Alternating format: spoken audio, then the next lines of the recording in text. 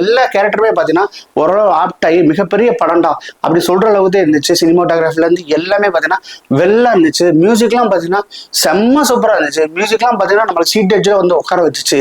தீயவர் கொலை நடுங்க படத்தோட டைட்டிலே செம்மையா இருக்குல்ல. அர்ஜுன் வந்து அந்த கேரக்டருக்கு ரொம்ப அழகா ரொம்ப ஆப்டா இருக்காரு. ரொம்ப நாளைக்கு அப்புறம் வந்து பார்த்தீங்கன்னா அர்ஜுனை வந்து நம்ம ஸ்க்ரீன்ல பார்த்தது ரொம்ப நம்மளுக்கு மகிழ்ச்சியா இருந்துச்சு. கொலைக்கான காரணம்லாம் பார்த்தீங்கன்னா ரொம்ப ஒரு வெயிட்டா இல்லை.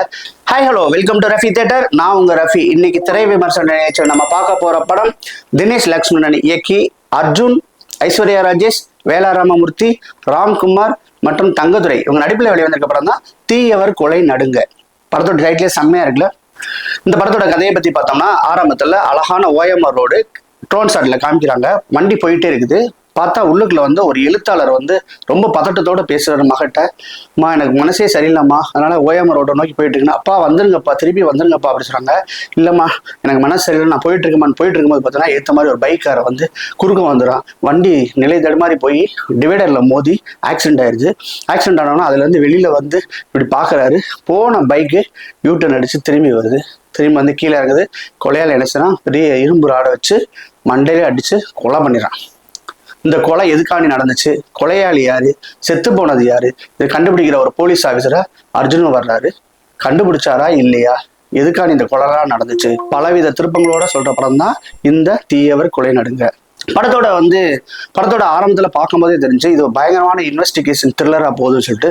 அதே மாதிரி அர்ஜுன் பாத்தீங்கன்னா செம்மையா பண்ணியிருக்காரு. அதாவது யூனிஃபார்மே போடாம படம் ஃபுல்லா வந்து பாத்தீங்கன்னா இன்வெஸ்டிகேஷன் பண்றாரு. ரொம்ப அருமையா இருக்கு. அவருடைய மூவ்ஸ் எல்லாம் பாத்தீங்கன்னா ரொம்ப நல்லாவே போகுது. அவருக்கு அசிஸ்டண்டா வந்து ஒரு தங்கதுரை வந்து கார் டிரைவர் வருது. அவரை வச்சுட்டே என்ன செய்யறாரு, ஒரு இடமா மூவ் பண்றாரு. மூவ் பண்ண பாத்தீங்கன்னா அங்கேயும் கொலைகள் நடந்துகிட்டே இருக்கு. பயங்கர கன்ஃபியூஷன். யார் கொலை பண்ணிருப்பா பல மாதிரி போயிட்டு இருக்குது. பாத்தீங்கன்னா அர்ஜுன் வந்து அந்த கேரக்டருக்கு ரொம்ப அழகா ரொம்ப ஆப்டா இருக்காரு. ரொம்ப நாளைக்கு அப்புறம் வந்து பாத்தீங்கன்னா அர்ஜுனை வந்து நம்ம ஸ்கிரீன்ல பார்த்தது ரொம்ப நம்மளுக்கு மகிழ்ச்சியா இருந்துச்சு.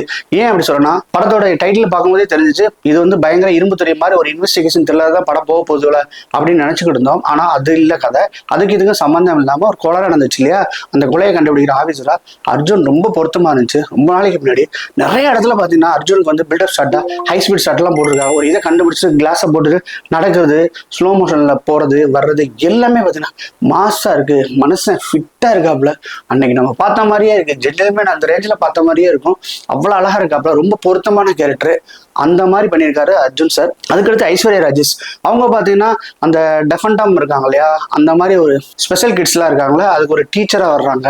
அவங்க வந்து ஸ்பெஷல் கிட்ஸோட வந்து ரொம்ப நல்ல அன்பை செலுத்தி ரொம்ப அழகான டீச்சரா வந்து அவங்க வந்து அந்த கதாபாத்திரத்தை ஏற்று நடந்திருக்காங்க. உண்மையிலேயே ரொம்ப பொருத்தமா இருந்துச்சு. ஐஸ்வர்யா ராஜேஷ் பார்க்கும்போது அவ்வளவு அழகா இருந்தாங்க.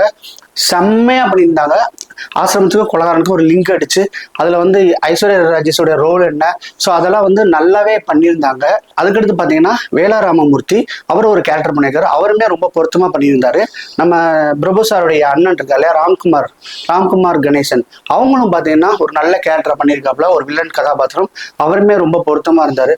இந்த மாதிரி அடுத்து பிரவீன் ராஜா அவருமே பார்த்தீங்கன்னா அவருக்குள்ள கேரக்டரை ரொம்ப நல்லா பண்ணியிருந்தாரு. எல்லா கேரக்டருமே பார்த்தீங்கன்னா ஓரளவு ஆப்டாகி மிகப்பெரிய படம்டா அப்படி சொல்ற அளவுக்கு இருந்துச்சு. சினிமாட்டோகிராஃபில இருந்து எல்லாமே பாத்தீங்கன்னா வெள்ளா இருந்துச்சு. மியூசிக்லாம் பாத்தீங்கன்னா செம்ம சூப்பரா இருந்துச்சு. மியூசிக்லாம் பாத்தீங்கன்னா நம்மளுக்கு சீட் எட்ஜில் வந்து உட்கார வச்சுச்சு. அந்த அளவுக்கு வந்து ஒரு அழகான ஒரு படத்தை எடுத்து வச்சிருக்காங்க. இதுதான் வந்து இந்த படத்தோட பிளஸ்ன்னு சொல்லலாம். படத்தோட மைனஸ்ன்னு கேட்டீங்கன்னா கொலைகாரன் கொலை பண்றாங்க. அதுக்குள்ள காரணம் பாத்தீங்கன்னா நம்மளுக்கு ஏற்கனவே அது ட்ரூ ஈவெண்ட் ஸ்டோரின்னு நம்ம நினைச்சதுனாலயோ நம்ம தெரியல, நம்மளுக்கு வந்து ஓரளவு ப்ரெடிக்டபிளா போயிடுச்சு. ரெண்டாவது வந்து இந்த கொலையும் சரி கொலைகாரன் சாகிறதும் சரி எங்கேயுமே நம்மளுக்கு வந்து ஒரு நம்மளை வந்து கனெக்ட் பண்ணல. ஸோ வந்து நிறைய ஃப்ளாட்டாக தான் போயிட்டு இருக்குது. ஸ்க்ரீன் பிளே மட்டும் கொஞ்சம் நல்லா எழுதியிருந்தாங்கன்னா இது ஒரு நல்ல படமாக அமைஞ்சிருக்கும். ஒரு நல்ல இன்வெஸ்டிகேஷன் த்ரில்லராக கொண்டு போய் முடிய வேண்டிய படம். ஏன்னா காஸ்டிங் எல்லாமே நல்லா போட்டுமே சரி ஸ்க்ரீன் பிளேயில் அவங்க கோட்டை விட்டதுனால இது ரொம்ப பிலோ ஆவரேஜ் படமாக போய் முடிஞ்சிச்சுன்னு சொல்ல முடியும்.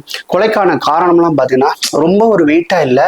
ரீசன் வந்து ஒரு நல்ல ரீசனாக இருந்தாலுமே அந்த ரீசனை வந்து கனெக்ட் பண்ணுற விதம் இருக்கு இல்லையா, ஸோ அது வந்து நம்மளுக்கு வந்து என்ன சொல்றது, சரியாகவே அவங்க வந்து ஸ்க்ரீன் பிளே சரியில்லாதனால நம்மளுக்கு அந்த சீனே கனெக்ட் ஆகல. ஆனால் உண்மையிலே ரொம்ப பொருத்தமான சீன் தான். ஆனாலும் பார்த்தீங்கன்னா அந்த சீன் கனெக்ட் ஆகல. அந்த எப்படி சொல்றது, மைல்டு ஸ்பாய்லராக இருக்கும்னு நான் நினைக்கிறேன். அந்த கொலை நடக்கும்போது அந்த கொலைகாரன் வந்து பாதிக்கப்படுறான் இல்லையா, கொலை பண்ண பாதிக்கப்படுறான்ல. ஸோ ஐயோ இப்படி ஒரு கொலை நடந்துருச்சு, இவங்களை பழிவாங்க யாரும் வரமாட்டாங்களோ அப்படிங்கிற ஒரு பதட்டமோ இதுவும் நம்ம மனசுல வந்து உதயமாகலை. ஸோ அதுதான் இந்த படத்தோடைய பெரிய மைனஸாக நினைக்கிறேன். மற்றபடி சினிமோட்டோகிராஃபிலேருந்து எல்லாமே சரி செம்மையாக பண்ணியிருந்தாங்க. இந்த படத்தில் வந்து எனக்கு பிடிச்சமான சீன் எது அப்படின்னு கேட்டிங்கன்னா, பிக் பாஸ் அபிராமியுடைய போர்ஷன் வந்து ரொம்ப அழகாக இருக்கும், ரொம்ப நல்லா இருக்கும். அது ஒரு ஃப்ளாஷ்பேக் போர்ஷன் தான். ஃப்ளாஷ்பேக் போர்ஷனாக இருந்தாலுமே சரி அது வந்து கனெக்ட் ஆகாமல் போயிடுச்சு. ஆனாலும் வந்து அவங்கள ஸ்க்ரீன்ல பார்க்கும்போது ரொம்ப அழகா சூப்பரா ஒரு அம்மாவுக்கு தாயா ரொம்ப அழகா பொருத்தமா பண்ணியிருந்தாங்க. அந்த சீன்லாம் பார்க்கும்போது ரொம்ப இதா இருந்துச்சு. ஆனா அதை அந்த இடம் இருக்கு இல்லையா, பஞ்ச் பண்ண இடம், இன்டர்வெல் வந்து பஞ்ச் பண்ணியிருப்பாங்க. ஸோ அதுதான் வந்து எனக்கு என்னமோ அந்த பஞ்ச் பண்ண இடம் தப்பா போச்சு அப்படின்னு நினைக்கிறேன். டேபிளில் வந்து பார்த்தீங்கன்னா எடிட்டிங் டேபிளில் உட்காந்து இன்னுமே வந்து மக்களை வந்து கன்ஃபியூஸ் பண்ணி யார் கொலையாளி யார் கொலையாளி தெரியாத அளவுக்கு ப்ரெடிக்ட் பண்ண முடியாத அளவுக்கு அந்த எடிட்டர் வந்து அந்த சீன்ஸ் எல்லாம் வந்து பார்த்தீங்கன்னா மாற்றி ஈத்தி போட்டு ஒரு கொலாப்ஸ் பண்ணி கொண்டு போயிருந்தாங்கன்னா இந்த படம் வந்து உண்மையிலே சுவாரஸ்யம் ஜாஸ்தியாக இருக்கும். இப்போ சுவாரஸ்யம் இல்லாத அர்ஜுன் இருந்தும் ஐஸ்வர்யா ராஜேஷ் இருந்துமே வந்து அந்த அளவுக்கு சுவாரஸ்யத்தை கொடுக்க முடியல. அந்த அளவுக்கு சுவாரஸ்யத்தை கொடுக்க முடியாமல் போனதாக தான் நான் ஃபீல் பண்ணுறேன். ஐஸ்வர்யா ராஜேஷ் வந்து ஒரு ஃபைட் கொடுத்துருக்காங்க. அந்த ஃபைட்ஸ்லாம் வந்து நம்ம சொல்லி ஆகணும். அவங்க வந்து மார்ஷியல் ஆர்ட்ஸ் கற்றுக்கிட்டு வந்து ஃபைட் பண்ண மாதிரி நம்மளுக்கு சீன் இருக்கிறதுனால ஃபைட்டு வேற லெவலில் இருக்குங்க. அந்த காலத்தில் விஜயசாந்தி ஃபைட் பண்ணுவாங்கல்ல, பூ ஒன்று புயலானது, இதுதான்டா போலீஸ், இந்த மாதிரி இதுலாம் வந்து விஜயசாந்தி ஃபைட் பண்ணுவாங்க இல்லையா, போலீஸ் இன்ஸ்பெக்டரா, அந்த அளவுக்கு வந்து ரொம்ப எனர்ஜெட்டிக்காக இந்த காலத்துக்கு ஏற்ற மாதிரி நல்ல அவங்க பண்ணுற ஃபைட்ஸ் வந்து ரொம்ப யதார்த்தமாக இருந்துச்சு. ஆனால் கொஞ்சம் ஓவர்துன்னு வச்சுங்களேன். ஒரு ஃபீமேல் இப்படிலாம் ஃபைட் பண்ணுவாங்களான்னு சொல்லிட்டு நம்ம கேட்க தோணும்.